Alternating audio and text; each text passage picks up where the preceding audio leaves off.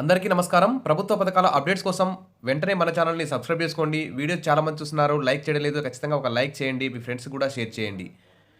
ఇక్కడ చూస్తే తెలంగాణ సీఎం రేవంత్ రెడ్డి గారైతే ఒక సమావేశం ఏర్పాటు చేయడం జరిగింది. నిన్న ఆ సమావేశంలో ఒక్ రేషన్, హెల్త్ స్కీమ్‌లకు సంబంధించి ఒకే డిజిటల్ కార్డు ఇవ్వాలని చెప్పి అధికారులైతే ఆదేశించారు.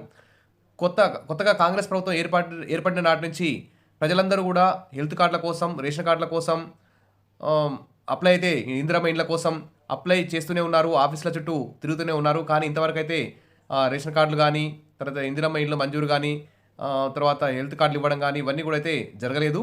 మరి త్వరలో నెక్స్ట్ మంత్ నుంచి ఈ 6 గ్యారంటీలను అమలు చేస్తామని చెప్పి ఈ రేషన్ కార్డులు, హెల్త్ కార్డు అన్నీ ఇస్తామని చెప్పి సీఎం రేవంత్ రెడ్డి గారు వివిధ మంత్రులు అయితే చెప్తూనే ఉన్నారు. మరి ఇస్తే మాత్రం అందరూ కూడా హ్యాపీగా ఉండొచ్చు. ఇక్కడ చూస్తే మరి ఒకే రాష్ట్రం ఒకే కార్డు అంటూ ఇక్కడ సీఎం గారు అయితే ప్రకటిస్తున్నారు.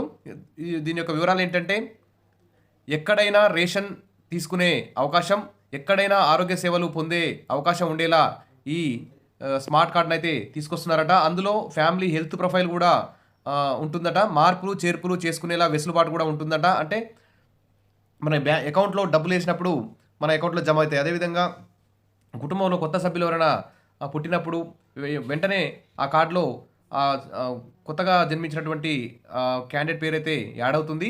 ఎవరైనా చనిపోతే వెంటనే అందులోంచి డిలీట్ చేస్తారు. ఈ విధంగా మన బ్యాంక్ అకౌంట్ మాదిరిగానే ఈ కార్డు పనిచేస్తుందని చెప్పేసి సీఎం గారు అయితే చెప్తున్నారు. కాబట్టి one state one digital card విధానంతో ముందుకెళ్లాలని తెలంగాణ ప్రభుత్వం నిర్ణయించింది. రేషన్కు, హెల్త్ ప్రొఫైల్కు, సంక్షేమ పథకాలన్నిటికీ ఉపయోగపడేలా ఈ ఫ్యామిలీ డిజిటల్ కార్డు రూపొందించాలని అధికారులకు సీఎం రేవంత్ రెడ్డి అయితే సూచించారు. రాష్ట్రంలో ప్రతి కుటుంబానికి ఫ్యామిలీ డిజిటల్ కార్డు ఇచ్చే విధంగా ప్రణాళికలు అయితే తయారు చేస్తున్నారు. ప్రతి నియోజకవర్గ పరిధిలో ఒక పట్టణాన్ని, ఒక గ్రామీణ ప్రాంతాన్ని సెలెక్ట్ చేసుకొని ఫస్ట్ మోడల్గా అక్కడ ప్రారంభిస్తారట.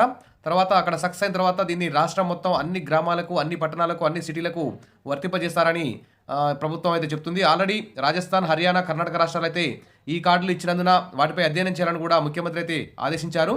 మరి ఈ కార్డులకు సంబంధించి ఎలా అప్లై చేసుకోవాలి అనే విషయంపై కూడా మన ఛానల్లో అప్డేట్ అందిస్తాను. తప్పకుండా మన ఛానల్ని సబ్స్క్రైబ్ చేసుకొని రెడీగా ఉండండి, ఫాలో అవుతుండండి, వీడియోస్ లైక్ చేయండి, ఫ్రెండ్స్ షేర్ చేయండి. Thank you.